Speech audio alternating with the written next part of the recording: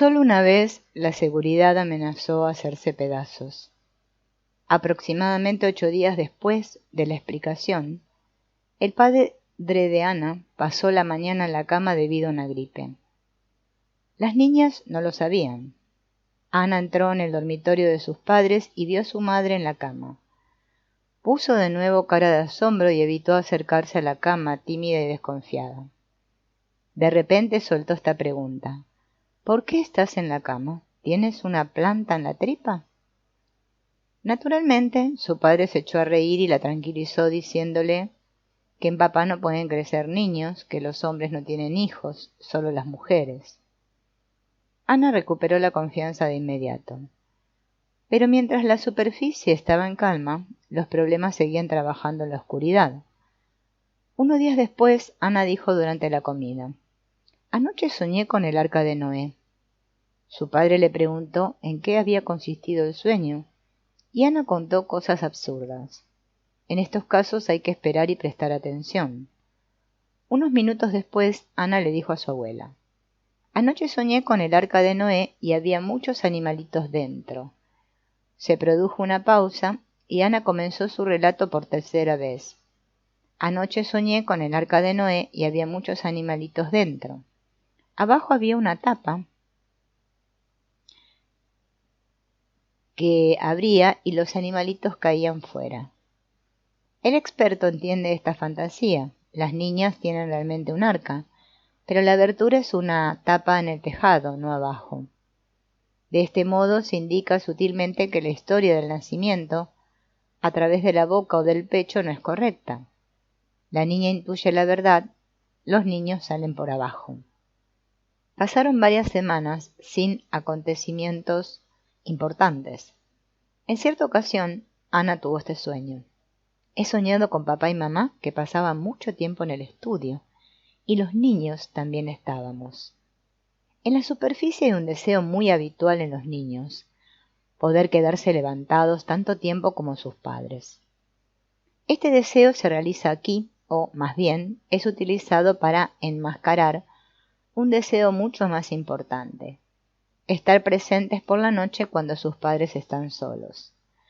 Inocentemente en el estudio, donde Ana consultó todos los interesantes libros con que sació su sed de conocimiento, es decir, que intentó responder a la inquietante pregunta de dónde vino el hermanito, si los niños estuvieran presentes ahí, lo sabrían. Pocos días después, Ana tuvo una pesadilla de la que se despertó gritando: «El terremoto viene, la casa ya está temblando». Su madre acude, tranquiliza a la niña y la consuela diciéndole que no viene ningún terremoto, que todo está en calma, que todos duerman. Y Ana dice con un tono imperioso: «Me gustaría ver la primavera, cómo salen las florecitas y la pradera está llena de flores. Me gustaría ver a Fede, que tiene un rostro precioso. ¿Qué hace papá? ¿Qué dice?». Su madre responde: «Papá está durmiendo y no dice nada».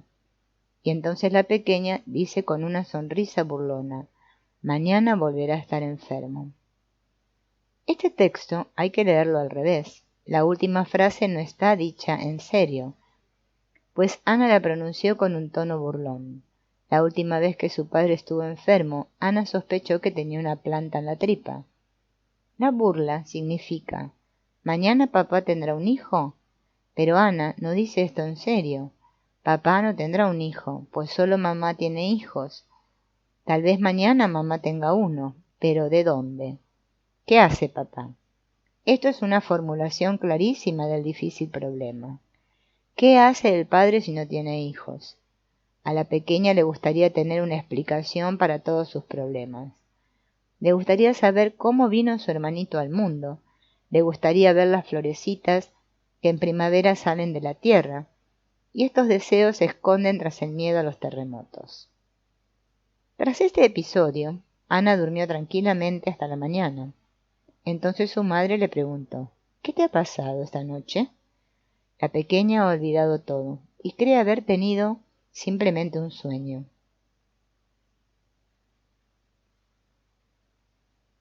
«He soñado que yo podía hacer el verano y entonces alguien arrojó un títere al retrete». Este peculiar sueño tiene dos escenarios diferentes, separados por la palabra entonces. La segunda parte toma su material del deseo reciente de poseer un títere, es decir, un muñeco masculino, igual que mamá tiene un bebé. Alguien arroja un títere al retrete, pero normalmente se tiran otras cosas por ahí. El niñito sale igual que esa otra cosa cuando estamos sentados en el retrete. Tenemos aquí la analogía con la teoría del calcetín del pequeño Hans. Cuando en un sueño hay varias escenas, cada una de ellas suele ser una variante de la elaboración del complejo. Así, en este caso, la primera parte es solo una variante de un tema común con la segunda parte. Ya hemos visto antes qué significa ver la primavera o ver cómo salen las florecitas. Ana ahora sueña que puede hacer el verano, es decir, conseguir que las florecitas salgan. Ana puede hacer un niñito, y la segunda parte del sueño dice igual que se hace de vientre. Aquí tenemos el deseo egoísta que se esconde tras los intereses aparentemente objetivos de la conversación nocturna. Unos días después, la madre de Ana recibió la visita de una señora a la que le faltaba poco para dar a luz. Aparentemente las niñas no se fijaron en esta circunstancia, pero el día siguiente se divirtieron, dirigidas por la mayor, con un juego particular. Tomaron todos los periódicos viejos de la papelera de su padre y se los metieron debajo de la ropa, a la altura del vientre, de modo que la intención imitativa era evidente. Durante la noche, Ana volvió a soñar. He soñado con una mujer en la ciudad que tenía un vientre muy gordo. El actor principal de un sueño es siempre el propio soñante, desde un punto de vista determinado. Ahora el juego infantil de la víspera ya está interpretado por completo. No mucho tiempo después, Ana asombró a su madre con el siguiente espectáculo. Había metido una muñeca bajo su ropa y poco a poco la sacó con la cabeza hacia abajo, diciendo: «Mira, el niñito está saliendo, ya está completamente fuera». Era como si Ana le dijera a su madre: «Mira, yo entiendo el nacimiento así. ¿Qué te parece? ¿Es correcto?». Este juego es una pregunta, pues, como veremos más adelante, esta idea todavía necesitaba una confirmación oficial. Que Ana no había acabado aún de rumiar el problema lo muestran unas ocurrencias ocasionales durante las siguientes semanas. La niña repitió el juego unos días después con su oso de peluche, que desempeña la función de una muñeca especialmente querida. En otra ocasión le dijo a su abuela, señalando una rosa: «Mira, la rosa recibe un hijito». Pero su abuela no comprendió lo que Ana le quería decir, por lo que la niña señaló al cáliz ligeramente hinchado. «Mira, aquí la rosa ya está muy gorda». En cierta ocasión, Ana se peleó con su hermanita y ésta gritó enfadada: «¡Te voy a matar!». Ana respondió: «Si me muero, estarás sola y tendrás que pedirle a Dios que te envíe un hijito vivo y nuevo». La escena cambió. Ana era un ángel, y su hermanita tenía que arrodillarse ante ella y rogarle que le regalara un hijito vivo. Ana se convirtió de esta manera en la madre que dona hijos. En otra ocasión, había naranjas de postre y Ana las pidió con impaciencia diciendo: «Tomo una naranja y me la trago, y cuando llegue la tripa abajo del todo, recibiré un hijito». ¿Cómo no pensar aquí en los cuentos en que mujeres sin hijos se quedan por fin embarazadas al comer fruta, pescado o cualquier otra cosa? Ana intentó resolver así el problema de cómo entran los niños en la madre. Nunca había planteado esta pregunta con tanta agudeza. La solución sucede en forma de una parábola, y esto es peculiar del pensamiento arcaico del niño. El pensamiento en parábolas lo posee también el adulto, en la capa que está justo por debajo de la conciencia. Los sueños sacan las parábolas a la superficie, al igual que la demencia precoz. Es significativo que estas comparaciones infantiles sean habituales en los cuentos de todos los países. Los cuentos son, según parece, los mitos de los niños, por lo que contienen, entre otras cosas, la mitología que el niño elabora sobre los procesos sexuales. El hechizo de los cuentos que también surte efecto en los adultos, tal vez se deba en cierta medida a que en nuestro inconsciente viven aún algunas de las viejas teorías. Nos sentimos especialmente bien cuando un trozo de nuestra juventud más remota despierta de nuevo sin llegar a la conciencia, emitiendo simplemente un destello de su fuerza sentimental. El problema de cómo el niño entra en su madre es difícil de resolver. En el cuerpo solo entra lo que atraviesa la boca. Por tanto, cabe presumir que la madre comió algo así como una fruta, que a continuación creció en el cuerpo. Pero a esto se añade otra dificultad. Sabemos qué produce la madre, no de qué sirve el padre. Una vieja regla de ahorro del espíritu recomienda conectar dos incógnitas e incluir a una en la solución de la otra.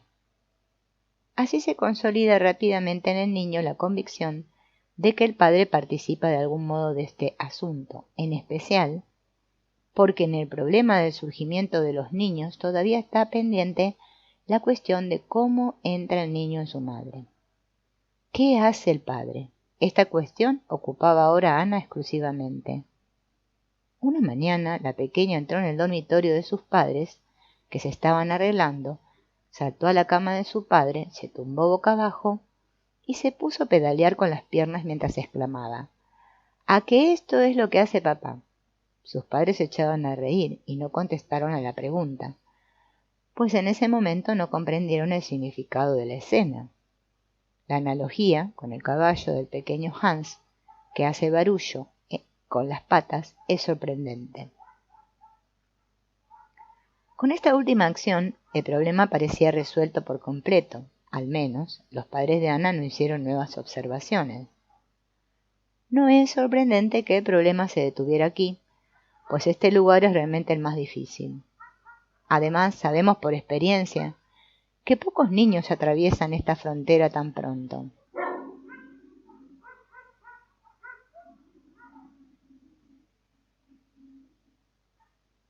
Este problema es casi demasiado difícil para el entendimiento infantil, pues todavía le faltan muchos conocimientos imprescindibles para resolverlo.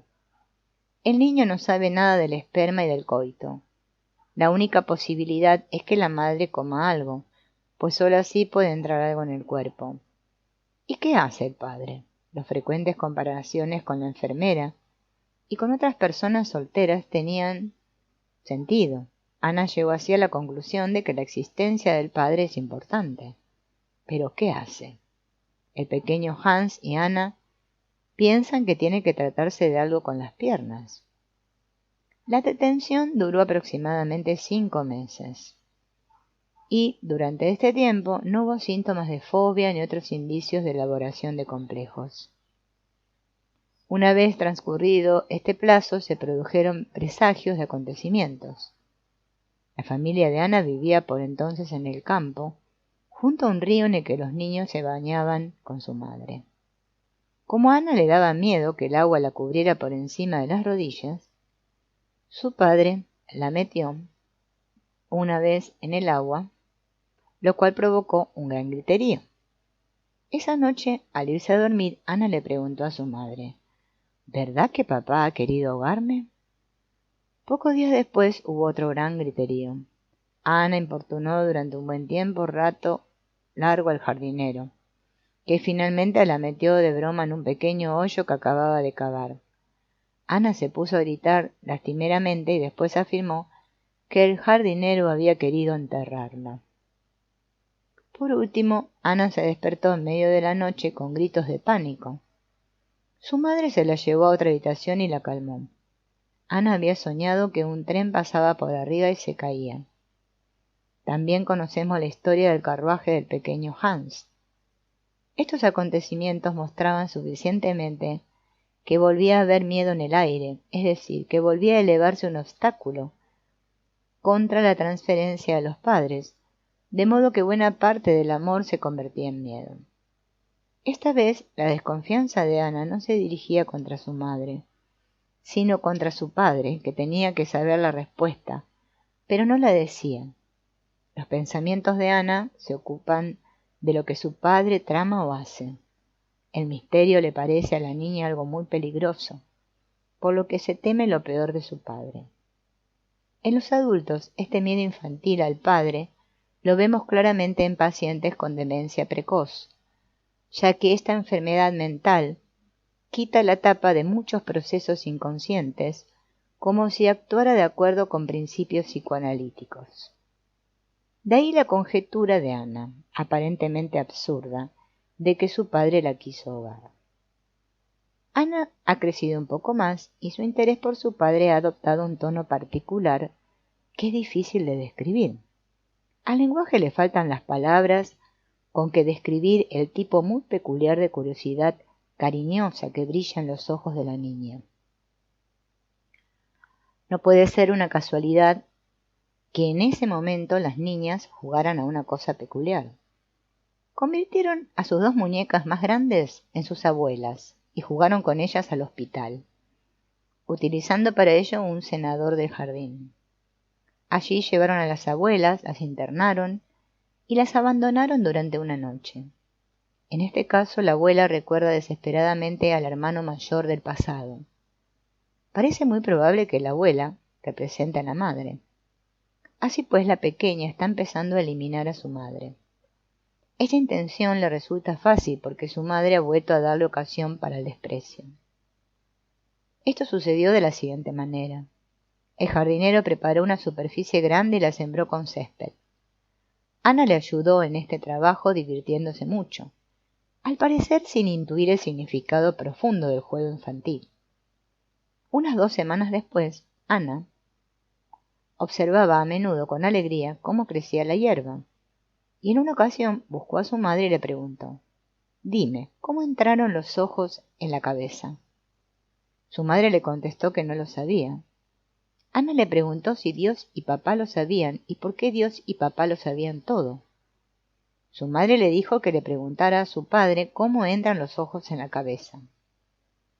Unos días después toda la familia estaba reunida tomando el té y a continuación se separaron. El padre se quedó leyendo el periódico y Ana estaba con él. De repente Ana se acercó a su padre y le preguntó: «Dime, ¿cómo entran los ojos en la cabeza?». El padre le dijo: «Los ojos no entran en la cabeza, sino que desde el principio están ahí». Y Ana le preguntó: «¿Los ojos no se ponen? ¿No se plantan?». Y el padre le contestó: «No, están en la cabeza, igual que la nariz». Ana volvió a preguntar: «¿Y la boca y las orejas también han estado siempre en la cabeza? ¿El pelo también?». Y el padre le dijo: «Sí, todos». Ana vuelve a preguntar: «¿También el pelo?». Los ratoncitos vienen al mundo completamente desnudos. ¿De dónde sale el pelo? ¿No hay que poner semillitas? Y el padre le dice: «No, mira, el pelo sale de unos granitos pequeños como semillitas que ya estaban en la piel. Nadie los ha sembrado». El padre de Ana estaba en apuros. Se imaginaba dónde quería llegar la pequeña. Por lo tanto, evitó rechazar la teoría de la semilla, que ella había introducido diplomáticamente tomándola de manera afortunada de la naturaleza, simplemente porque ella la había aplicado mal una vez, pues Ana hablaba con una seriedad inusual que imponía respeto. Ana, visiblemente decepcionada, con tono afligido, preguntó: «¿Y cómo entró Fede en mamá? ¿Quién lo pegó ahí dentro? ¿Y quién te pegó a ti en tu mamá? ¿Por dónde salió?». De esta tormenta de preguntas desatadas de repente, el padre de Ana empezó contestando la última. «Piensa un poco. Fede es un niño. Los niños se convierten en hombres y las niñas en mujeres. Solo las mujeres pueden tener hijos, los hombres no. Ahora dime de dónde habrá salido tu hermanito». Ana señala, riendo y feliz, a sus propios genitales. «Salió de aquí». El padre sí, le dice naturalmente: «Esto ya lo habías pensado, ¿verdad?». Y Ana, sin prestar atención a la pregunta y con prisa, dice: «Pero, ¿cómo entró Fede, mamá? ¿Lo pusieron, lo plantaron ahí? ¿Pusieron semillitas?». Su padre ya no pudo esquivar esta pregunta extraordinariamente precisa. Le explicó a la niña, la cual le escuchaba con mucha atención, que la madre es como la tierra y el padre es como el jardinero. El padre da las semillitas y éstas crecen en la madre y así surge un niñito. Esta respuesta satisfizo por completo a Ana, que buscó a su madre y le dijo: «Papá me lo ha contado todo, ahora lo sé todo».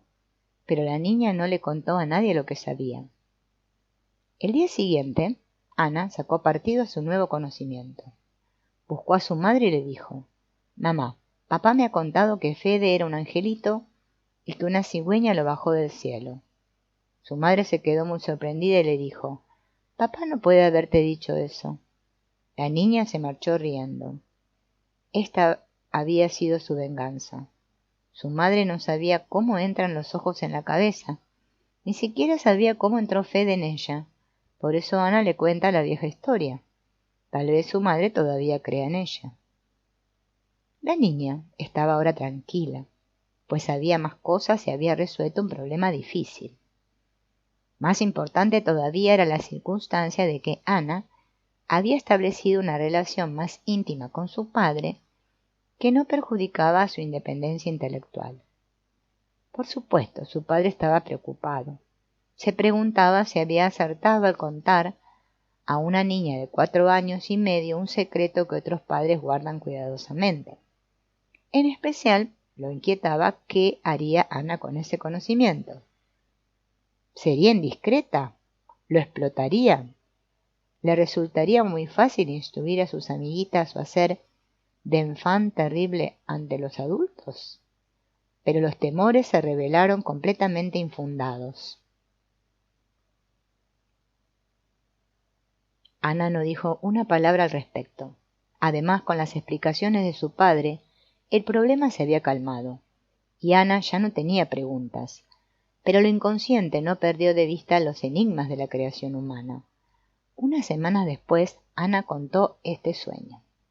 Está en el jardín y hay varios jardineros junto a los árboles, meando.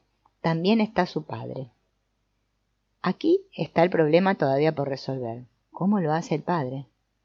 En esa misma época acudió a la casa un carpintero para arreglar un cajón díscolo. Ana estaba presente y contemplaba cómo el carpintero cepillaba el cajón. Esa noche Ana tuvo este sueño. El carpintero le cepilla los genitales. Este sueño se puede interpretar diciendo que Ana se pregunta: ¿la cosa funcionará conmigo? ¿Habrá que hacer algo parecido a lo del carpintero para que la cosa funcione? Esto implica que el problema está siendo elaborado inconscientemente porque algo en él no está claro. Que esto era así se confirmó en la siguiente oportunidad, la cual se produjo varios meses después, cuando Ana se aproximaba a su 5º cumpleaños. Entretanto, también su hermanita Sofía había empezado a plantearse estas preguntas. Sofía estaba presente cuando Ana le dieron explicaciones en la época de su fobia a los terremotos, e incluso hizo una observación aparentemente inteligente, pero no había entendido lo que esas explicaciones significaban. Esto quedó claro poco tiempo después. A veces Sofía era muy cariñosa con su madre, no se alejaba de ella, y al mismo tiempo era muy maleducada y traviesa. Uno de estos días malos intentó volcar la cuna de su hermanito. Su madre se lo impidió y Sofía se puso a gritar. En medio de sus sollozos dijo de repente: «Yo no sé de dónde vienen los niños pequeños». Naturalmente le dieron las mismas explicaciones que antes a su hermana mayor. El problema se calmó en Sofía durante varios meses, pero luego hubo de nuevo días en que lloriqueaba y estaba de mal humor. En cierta ocasión preguntó de repente a su madre: «¿Fede estuvo en tu tripa?». La madre le dijo sí, y Sofía preguntó: «¿Lo empujaste?». Y la madre dijo sí. Ana, interviniendo en la conversación, preguntó: «¿Hacia abajo del todo?». Y Ana utilizó un término infantil que se refiere tanto a los genitales como al ano. Y Sofía preguntó: «¿Y entonces lo echaste fuera?». La expresión echar fuera procede del mecanismo del retrete, que interesa mucho a las niñas, ya que en él echamos fuera los excrementos. Ana preguntó: «¿A Fede lo vomitaste?». Como consecuencia de un pequeño trastorno digestivo, Ana había tenido por la noche vómitos. Tras una pausa de varios meses, Sofía volvió a la carga y se cercioró de las explicaciones que le habían dado. Esto parece indicar que tenía dudas sobre las explicaciones de su madre. De acuerdo con el contenido de las preguntas, las dudas se debían a que el nacimiento no estaba explicado suficientemente. El verbo empujar lo usan los niños para referirse al acto de defecar. Muestra qué camino tomará la teoría también en Sofía. Su observación de que su madre echó fuera a Fede muestra una identificación plena del hermanito con el excremento que roza lo cómico.